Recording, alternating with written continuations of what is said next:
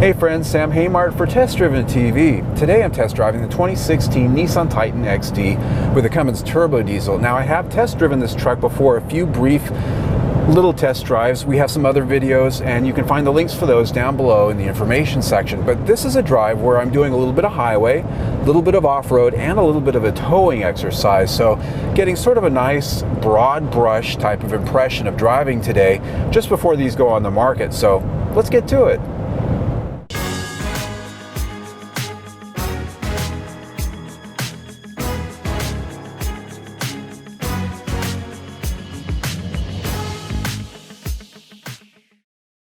Our drive event held in Phoenix, Arizona gave a full experience of on and off-road testing for the new 2016 Nissan Titan XD, which makes its debut powered exclusively with a 5-liter Cummins turbo diesel V8.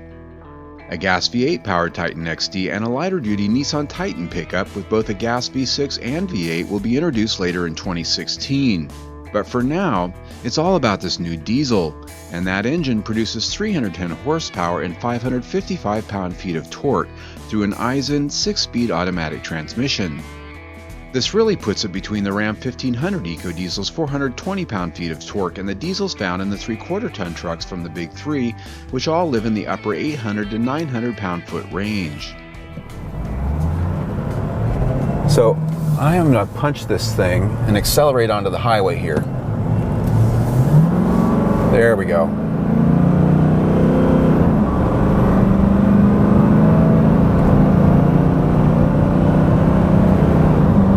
Okay, 75 miles an hour. Now, this thing doesn't feel overly fast, even though it's got plenty of power, it's got lots of torque. I think the thing is here is we're in a very heavy vehicle and it's very smooth, and that really is, I think, why you don't get a lot of sensation of acceleration there. It's because of the fact that this thing's just going so smooth and quiet.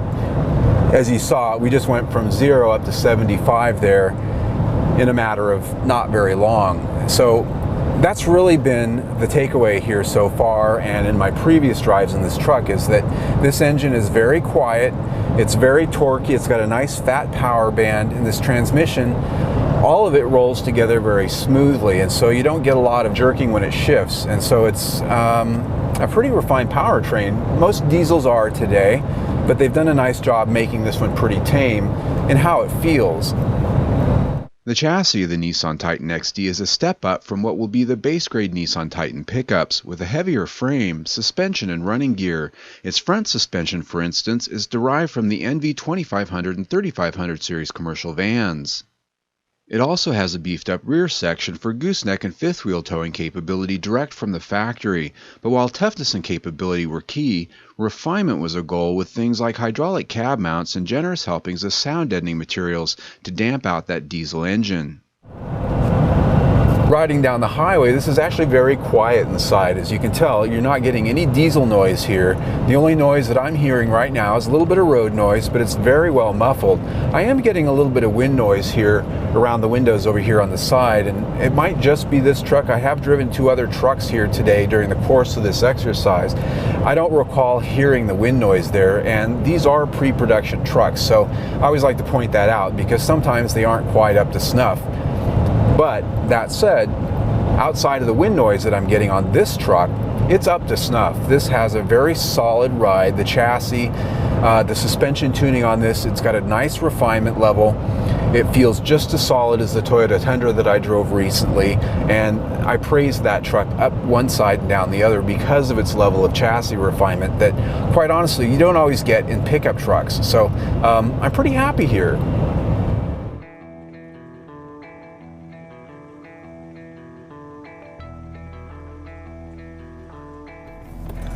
This is actually what they call the ride comfort course, and what we're testing here is how well this vehicle actually rides on rough, rutted roads, rocks, things like that. And they've actually got here competitors' vehicles from Ford and GMC, but those are HD trucks, 3/4-ton trucks from the competitors that we're comparing against this.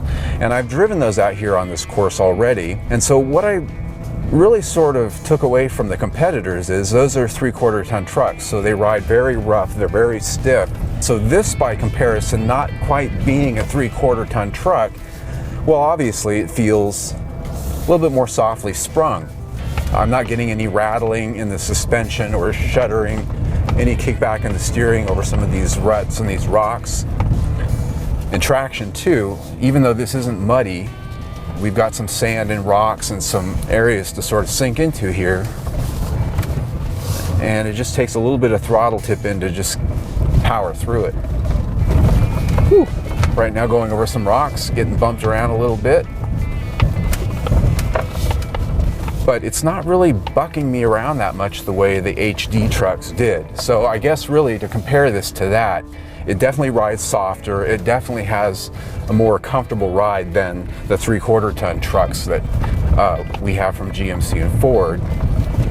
Now they've got some moguls up here, which are gonna sort of give us a little bit of an idea of how this thing has articulation, how well it articulates. Ooh. And this really goes to some twist up here. Here you go.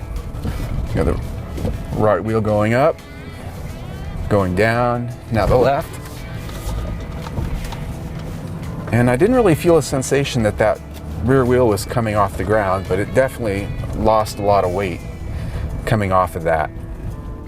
Our off-road test course was actually somewhat challenging for a change, so many of these test events soft pedal it, but here we had a genuine need to put it in 4-low, lock the rear differential, and experience its hardware features. Driven in the Pro 4X model, it proved of course very capable in crawling up steep hills with the traction and ground clearance to impress.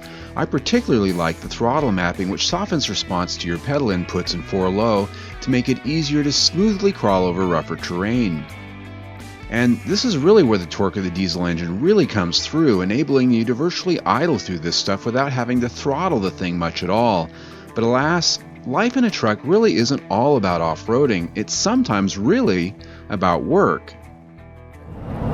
What they've got me doing right now is I'm driving down the road here and I've got a big box in the back that has 750 pounds in it. So I'm getting a feel for the truck under a load. And what's in that mystery box, I'm not exactly sure. I haven't looked, so I'm sort of taking their word for it that I've got 750 pounds back there. It feels like there's weight, there's no question about that. And so that gets me to, what does this drive like with 750 pounds? Well, I can feel there's weight back there. I'm getting a little bit of a float sensation when I go over dips and things like that, but it's not bad. I think they're pretty careful about how much load they actually put on this to make sure that it doesn't drive badly. Otherwise, we wouldn't get to drive it like that. They script these things pretty carefully. Now, as far as power is concerned, not a big impact really. I don't have it in tow haul mode, and that really takes us to the towing bit. Now, I don't currently have a trailer, but I just got finished with the towing exercise where we had a 9,500 pound trailer on the back and we actually pulled some grades. Now, I didn't get to videotape it, but it behaved very well. We had it in tow haul mode and going up the grade, power was fine. Now, this does not have an exhaust brake, but what it does have is when you're going down a hill, if you tap the brake, it activates the transmission to sort of change its behavior, and what it does is it downshifts a little bit, and so you do get some engine braking via a downshift on the transmission. It'll hold it in that gear for quite some time until you roll onto the throttle, which at that point it decides that you want speed again. And so we went down a 6% grade with a 9,500 pound trailer on the back with that going on, with it down a gear, and it actually held the speed pretty darn well. I didn't even need to really get into the brake at all.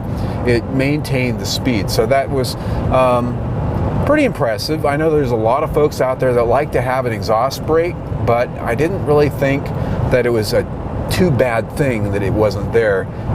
Fuel economy on this, there are no posted MPG ratings for this because it's over the 8,500 load limit, so they don't have to and they're not going to. But what they are telling us is that you can expect this truck to offer up 20% better fuel efficiency than a comparably powered V8 when it's under load. When it's under load, that's the key. And so what does that mean? Well, I haven't really gotten a chance to measure the MPG not loaded. Loaded with this for the last 20 miles, I am getting, according to the dash, 15 mpg, and that's pretty much out here in the open space. That's not a lot of city stop and go. Yet I'm not really going full freeway either. I'm rolling along about 45, 50 on a backcountry road. And so about 20 miles I've gone, 15 mpg. Now when it comes to styling, I'll let the pictures speak for themselves, because this is a truck that, from watching your comments on our previous videos, it elicits a lot of love and hate reactions. I'll tell you this though, when I first saw the pictures, I didn't myself much care for it, but in time and in person I've come to like it both for its exterior and its interior design. This interior, I think, is actually done pretty well, and that's one of the really impressive things about this truck. Right now I'm in an SL, the one that I'm driving here, and so it doesn't have everything that you're going to find all the way up into the Platinum series, and it's just very tastefully done. There are some hard plastics here and there, but most of the other surfaces in here, there's some nice stitching going on, and the center stack here, it's very simple. What I've come to expect from Nissan, they don't really go a long distance to cluttering things up. It's usually down to business, and they've definitely done that here. The buttons are large enough, easily marked, where when you get into this truck, it's easy the first time to find your way around everything. And of course, there's still a CD player, something I think trucks are still going to have for some time, but as we know, a lot of vehicles are starting to get away from that now that we have our smartphones. But it's nice to have that. Now, I'm not looking for a tape deck, mind you, but I'm still old-fashioned enough that I like to have a CD player once in a while when I have my old Def Leppard or some AC/DC. Pink Floyd. This would be a nice Pink Floyd truck, I think.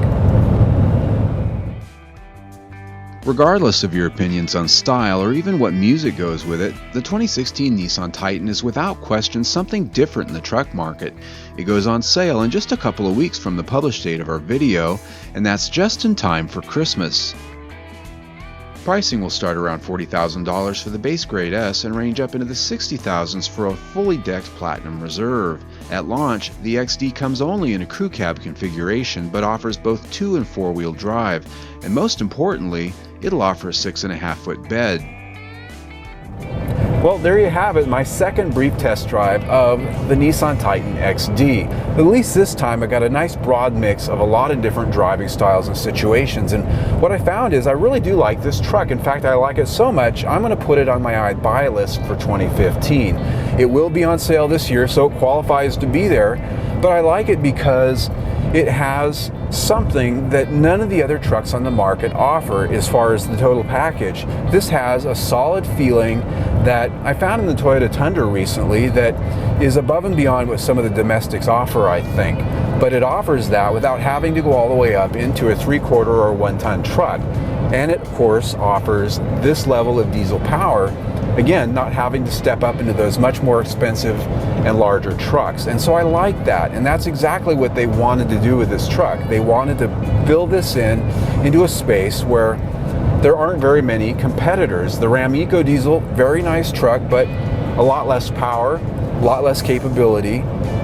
The other trucks from Ford and General Motors, even the Ram heavy-duty diesels, all three of those trucks, also very good trucks, but they're quite a step up. And so this is kind of a nice middle ground of being able to have some capability that's not all the way out there, but more than you're going to get in most half-ton trucks. So that wins me over, plus the overall driving experience and how well composed this is. So I just think they've done a good job. I'm Sam Haymart for Test Driven TV. I hope you enjoyed the ride. Well, folks, if you like the test drive you just saw, click on the link right there on your screen and subscribe to our YouTube channel. We test drive 1, sometimes 2 vehicles every single week. Plus, we have a new video almost every day, news features, and Motoring Monday. So there's always something new. So stay tuned.